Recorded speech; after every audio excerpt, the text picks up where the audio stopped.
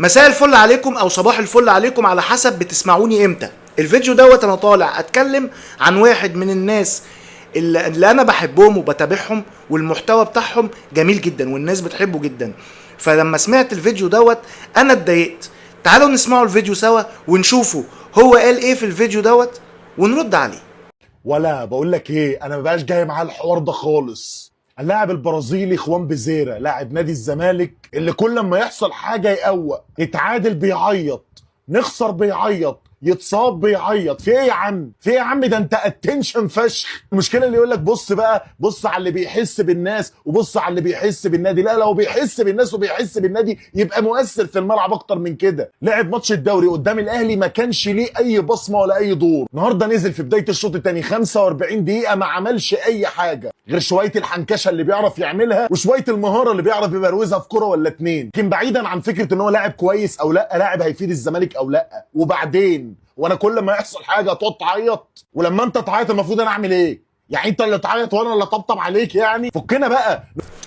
طيب مبدئيا انا متفاهم ان كلنا مخنوقين وكلنا زعلانين من النتيجه بتاعت ماتش السوبر وكلنا يعني على اخرنا، ولكن ما ينفعش اقلل من نجومي، ما ينفعش اقلل من النجم الوحيد اللي عنده دم واللي بيلعب وحاسس بالجمهور.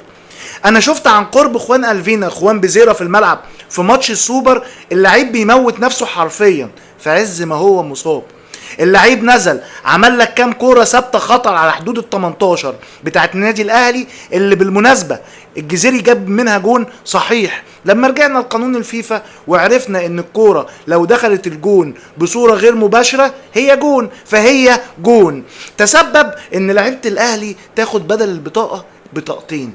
طيب تسبب ان انت عمل لك قلق في خط دفاع الاهلي، تسبب في اسيست لشيكوبانزا ان هو فيها شبهه ضربه جزاء يعني بنسبه 80-90%. معنى كده ان هو عمل اللي عليه، يبقى انا اروح اقلل منه علشان خاطر هو حاسس بالجمهور اللي في المدرج؟ يا ريت ال11 لعيب نفس الروح نفس الرجوله بتاعت خوان الفينا، اللعيب اللي عنده 22 سنه، اللعيب اللي هو حاسس بالشغف بتاع الجمهور، اللعيب اللي هو حاسس بجمهور الزمالك. لو رحنا الماتش الدوري عمل اسيست للدباغ، انفراد صريح ضيعه، كنت كسبان. بس للأسف عندك مدرب سباك قرر ان هو يرجع ويخاف ويلعب في التلت الاخير من ملعبه.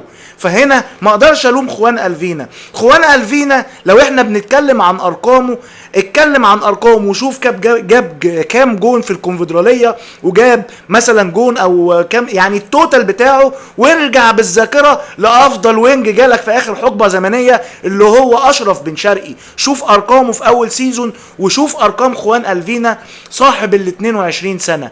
نصيحه يا جماعه، ما ينفعش نقلل من نجومنا، ما ينفعش ان احنا نكون اللي بنتريق عليهم. عيب بجد.